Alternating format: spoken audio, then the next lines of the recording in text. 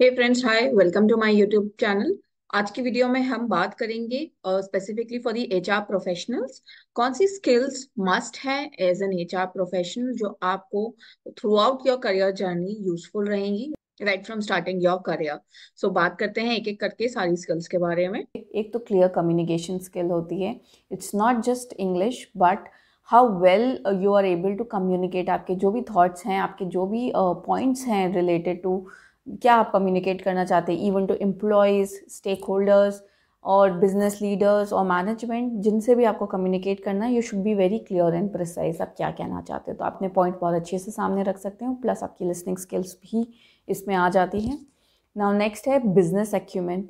सो जैसा कि मैंने कहा, बिजनेस अंडरस्टैंडिंग बहुत इंपॉर्टेंट है।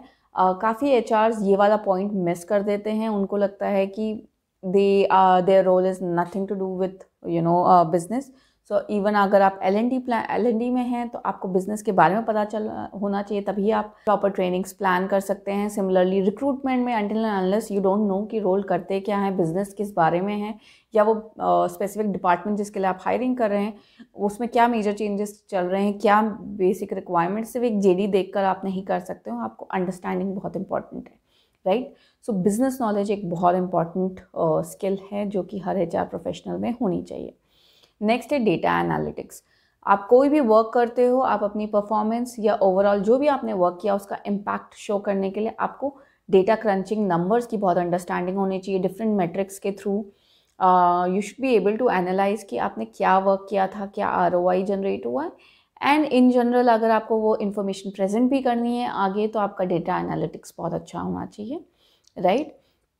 Fourth is influential skills. Influential skill से मेरा मतलब ये है कि जब भी आप स्टेक होल्डर से कनेक्ट करते हो, because as an H R आपको इंटरेक्ट हमेशा एम्प्लॉयज़ से करना पड़ेगा या बिजनेस लीडर्स और मैनेजमेंट से करना पड़ेगा, राइट। सो जो भी आप पुट फोर्थ करना चाहते हो अपने पॉइंट्स, तो आप में इन्फ्लुएंस करने की पावर होनी चाहिए। You should let them know कि क्या होना चाहिए, कैसे करना चाहिए। जो भी आपके सोल्यूशंस हैं आपको वो सामने रखने, एंड आपको इस वे में रखना है कि सामने वाला इन्फ्लुएंस हो जाए एंड वो प्रोसेस या जो भी आप बात कर रहे हो वो फॉलो करें, राइट। सो ये स्किल भी बहुत इंपॉर्टेंट होती है।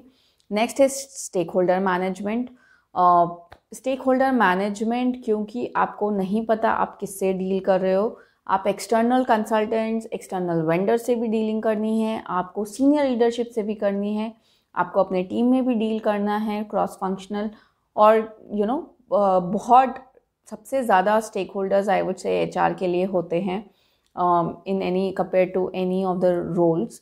सो इसलिए स्टेक होल्डर मैनेजमेंट बहुत इंपॉर्टेंट है, बिकॉज अल्टीमेटली आप बिजनेस को अगर कुछ एडवाइस भी कर रहे हो या कुछ भी बताना चाह रहे हो, you should make good reputation and good relationship with every stake holder.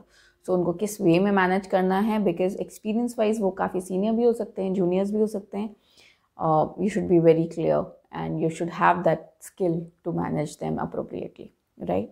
And collaboration, because since HR किसी different verticals के साथ maximum times collaborate होके work करता है, so collaboration skill आप में बहुत अच्छी होनी चाहिए. You should not work in silos, right?